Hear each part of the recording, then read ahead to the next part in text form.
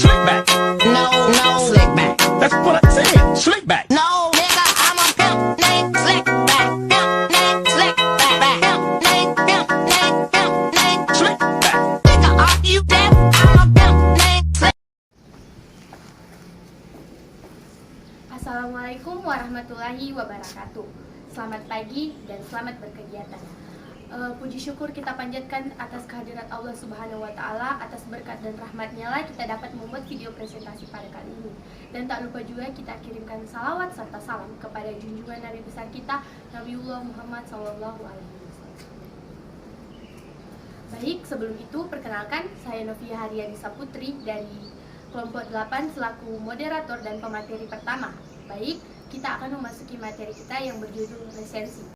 Baik, saya akan menjelaskan mengenai definisi resensi. Resensi merupakan suatu bentuk tulisan yang mencerminkan evaluasi terhadap suatu tulisan yang terdapat dalam sebuah buku. Selain itu juga, resensi dapat diartikan sebagai suatu bentuk tulisan yang memberikan evaluasi terhadap suatu buku, baik itu buku fiksi maupun non-fiksi, serta pementasan drama, musik, dan film.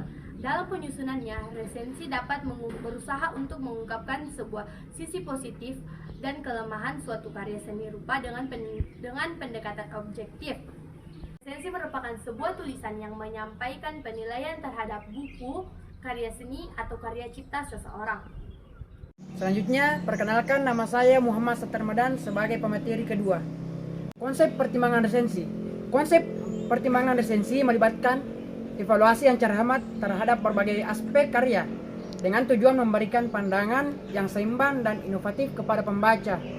Beberapa pertimbangan utama dalam menulis resensi meliputi yaitu konteks karya, pertimbangan latar belakang pengarang atau pembuat karya, apakah ada elemen-elemen personal, historis, atau budaya yang mempengaruhi karya tersebut, dan tinjau konteks sosial atau sejarah yang mungkin relevan untuk pemahaman lebih baik terhadap karya. Tujuan karya. Pertimbangan karya tersebut mencapai tujuan yang diinginkan oleh pengarang atau pembuatnya. Evaluasi apakah ada pesan atau tema yang ingin disampaikan berhasil tersampaikan dengan jelas dan kuat. Gaya dan teknik. Pertimbangkan gaya penulisan dan teknik penggambaran karakter, pengembangan plot, dan elemen-elemen artistik lainnya. Tinjau bagaimana elemen-elemen ini berkontribusi terhadap pengalaman keseluruhan membaca atau menonton. Karakter dan pengembangan. Pertimbangkan keberhasilan pengarang dalam mengembangkan karakter-karakter dan merancang plot.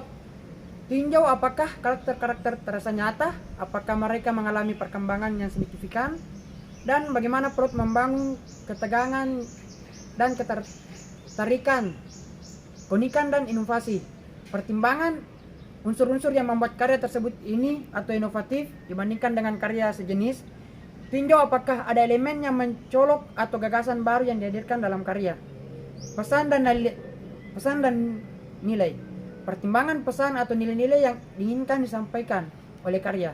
Tinjau sejauh mana karya tersebut dapat memicu pemikiran atau memberikan wawasan baru kepada pembaca atau penonton. Kritik konstruktif.